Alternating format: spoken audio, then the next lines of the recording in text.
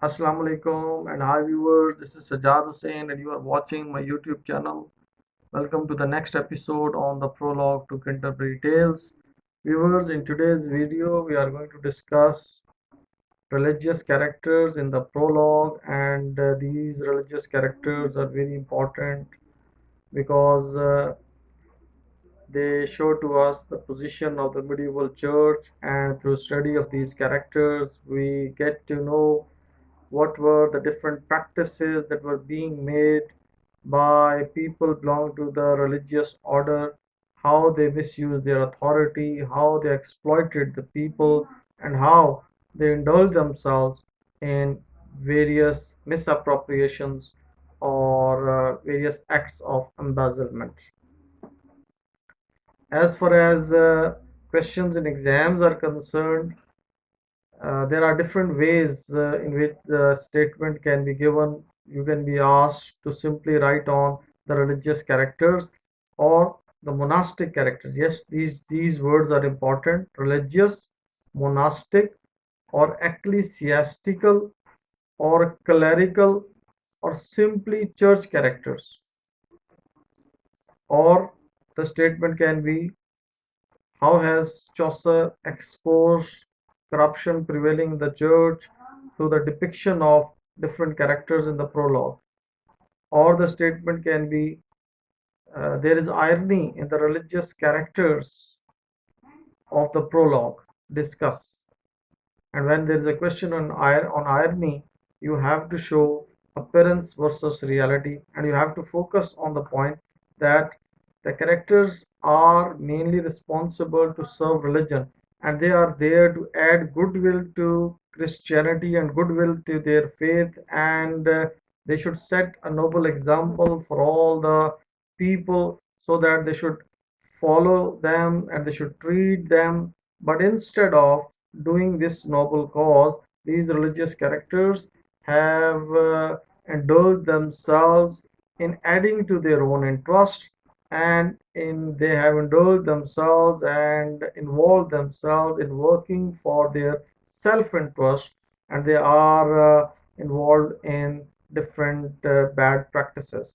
So another question or another statement in the examination that is also very popular with the examiners is that Chaucer is against Christianity and he is anti-religion. Discuss, keeping in mind the different characters in the prologue.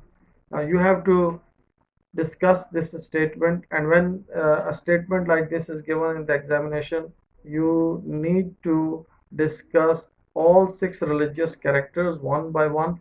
First you will discuss the character of the monk and lady prioress, and then friar and partner and Sumner, and by the end you will discuss the character of poor Parson, because this character acts as a foil to all other religious characters, and he is a specimen of virtue, he is a specimen of nobility, he is a specimen of goodness. And this is what shows that Chaucer is not at all against religion.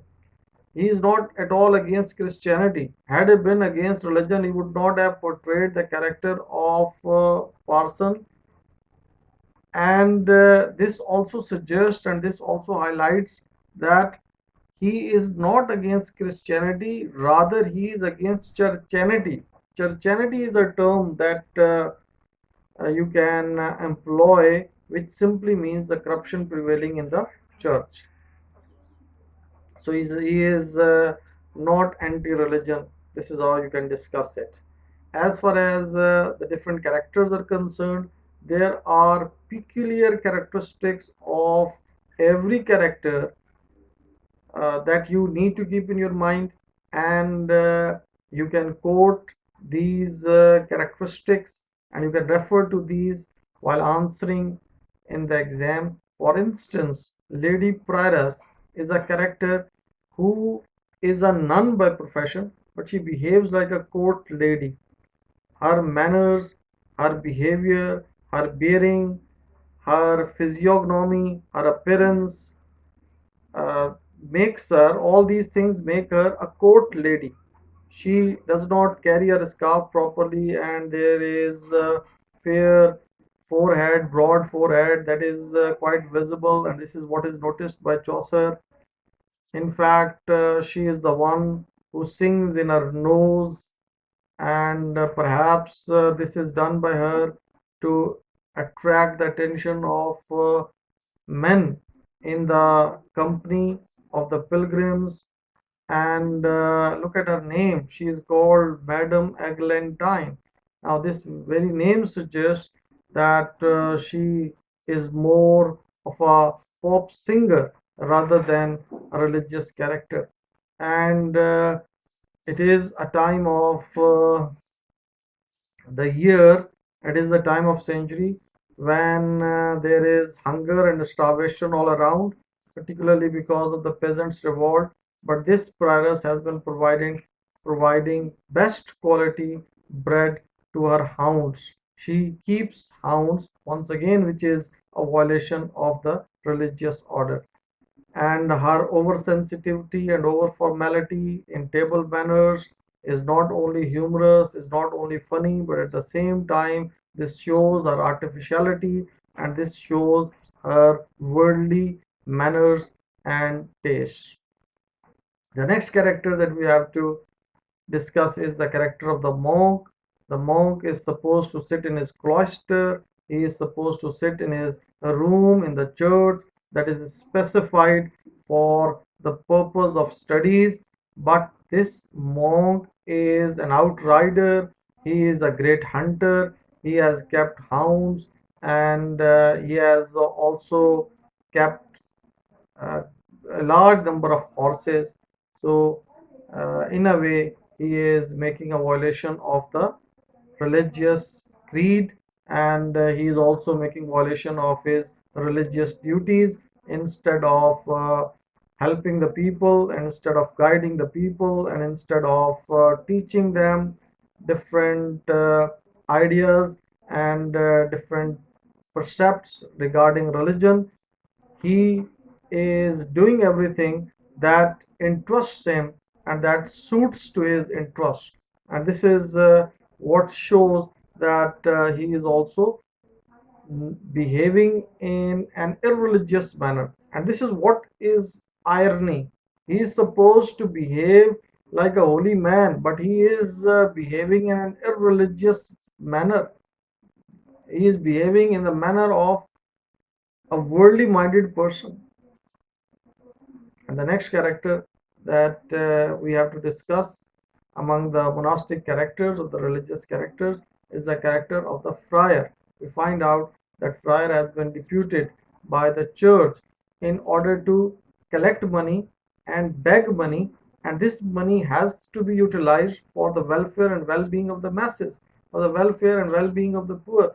But instead of maintaining relations with those who are down and out, and with those who are downtrodden, with those who are the have nots in society, this friar has maintained relations with wealthy women of the town, worthy women of the town, and wealthy people of the town. He has maintained relations with all the innkeepers and franklins, and he does not pay attention to the lepers or the poor people that are there in his parish.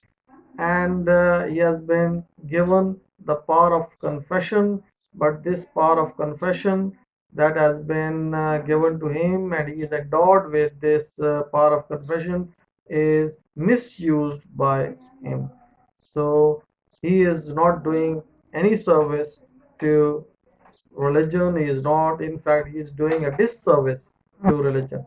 The next character, I am doing all this hurriedly so that the video does not become very long. The next character that is there in the list is the character of the partner. We see that partner is a character who has been given the authority to issue pardons to the sinners who repent for their sins before they die. And once he makes sure that these sinners are repentant, he gives them and he issues them pardons. And but instead of doing his duty sincerely and faithfully and with religious zeal and zest. He has been trying to grind his own axe, and he has been trying to work for his personal benefit. In fact, he has been selling pseudo relics to the people, and he has been plundering them and looting them by giving them those sham and fake relics. The next character is the Sumner, and this Sumner is a close companion, he's a close comrade, he's a close compeer, and a close friend of this partner. And this character of Sumner is more important because of his physical appearance. He has dreadful appearance. There are pimples on his face, and he is he presents such a horrible picture that even children are afraid of him. And this Sumner has indulged himself in financial corruption and moral corruption. His corruption is more of a moral type. For a quart of wine and for a simple quantity of wine, for a small quantity of wine, he allows a person to keep his concubine for 12 months without taking any legal action against him.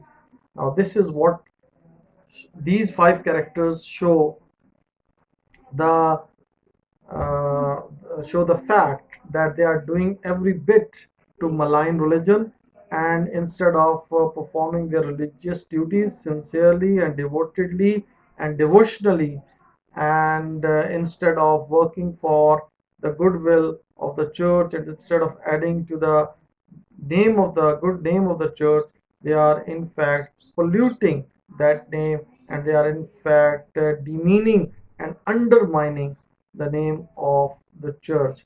However, in the midst of this despair, in the middle of this chaos, in the middle of this destruction of the church values, we find out the character of poor Parson, who is a priest by profession, and he is a noble example, noble specimen of virtue and virtuosity and nobility.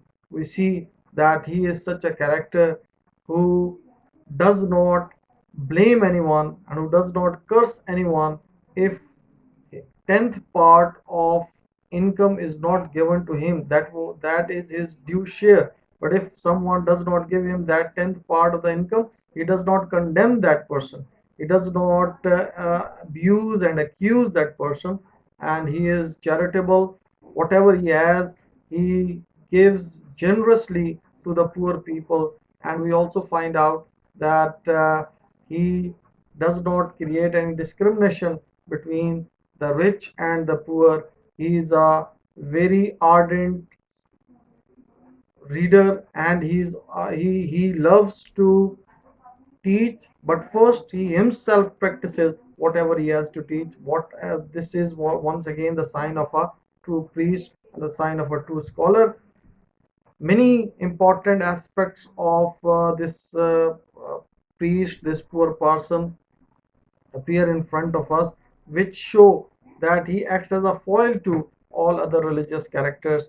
So, this is what you can suggest in support to the claim that Chaucer is not against Christianity. Had he been against Christianity, he would not have presented the character of this poor parson.